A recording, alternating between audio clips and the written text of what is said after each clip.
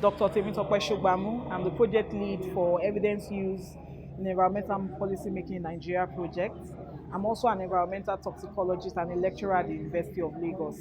I was opportune to be provided seed fund by the African Institute for Development Policy to do this project to support the institutionalization of evidence-informed decision-making in the area of environmental management in Nigeria and indeed across Africa.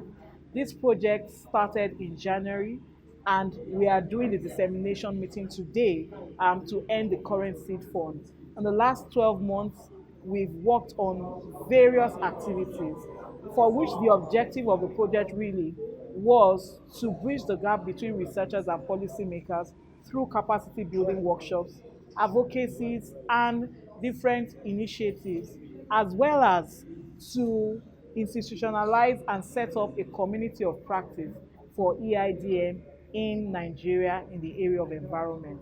We've conducted workshops based on capacity building needs in the area of evidence-informed decision-making in environmental management to selected and nominated participants from middle to top-level researchers, as well as policymakers from 3 partner institutions, and then the researchers from select universities, NGOs, and professional consulting firms across southwest Nigeria. We've had a very robust interaction in the last 12 months. Despite the fact that we were hampered by the COVID-19 pandemic, we were able to be resilient and we used virtual platforms to conduct our workshop. And today we are using an hybrid platform, which, as you might know, is quite new and innovative for a lot of us, but we're very happy that this was done successfully. And so participants that were unable to join us in person were able to join virtually, and those from all over the world were able to also see and hear about this project through our live streaming of the project on the EUEPiN YouTube channel. We've achieved a lot. We've set up a website that has a lot of the resources that we have used and facilitated by different experts in the last 12 months. Slides and videos are available as open access to support capacity building and, of course, encourage other people who were not part of this project to learn more about EIDM and apply the skills. We have also initiated partnerships with experts and different centers both across Africa in the area of evidence synthesis. We've set up knowledge translation units at the partner institutions in cooperations with our representatives there. We've also set up the environmental evidence synthesis and knowledge translation research cluster at the University of Lagos with interim approval at the moment. And all of these efforts really are to sustain and institutionalize the evidence used in decision making. And the essence, really, the focus is to promote the synthesis and the utilization of evidence in decision making by government through synthesis and collaboration with researchers who are evidence producers and policymakers who are evidence users. This program, EUEPiN project, has been a tremendous, wonderful project, and I've learned a lot. I want to say thank you to the sponsors. Thank you for coming to Africa and sponsoring this program, for exposing people like us who have been researching for years with nobody, no relevant government agency knowing about our work. But now we're able to meet with them one-on-one and discuss our work with them. Thank you so much. I am happy to be at this dissemination seminar for the EUEPiN, and I believe it's the beginning of good things, of evidence, the union between evidence producers and evidence users. And I say kudos to the lead team, Dr. Shogbamu. We've been engaged and informed about what the EUEPiN project is all about, and information has been provided by the team lead. It's been very exciting, a blended virtual and on-site meeting. This kind of meeting should be encouraged. This EUEPiN project is a step in the right direction.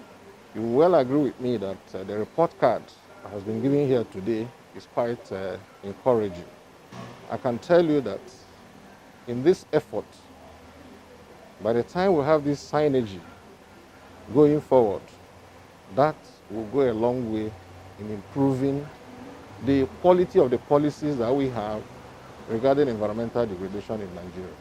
My name is Rosa Ronje from the African Institute for Development Policy, AFIDEP. I am so honored to be in this event. Of course, I would have loved to join this event in person, but I wasn't able to. So I'm really honored to join this event virtually from Nairobi. We are very excited to be part of this dissemination. And we know that the work that she has started, she has only scratched the ground, really. And so we believe that the work that she has started is going to continue, whether it is through funding from AFIDEP or elsewhere, but that it's going to continue informing, and shaping government decisions in the environment sector, of course, in Nigeria and in Lagos, to be more specific. And so even as she conducts this dissemination forum, we believe this is not the end. This is probably the beginning for bigger things to come as far as driving the use of evidence in efforts to tackle, environmental issues in Nigeria, climate issues in Nigeria are concerned.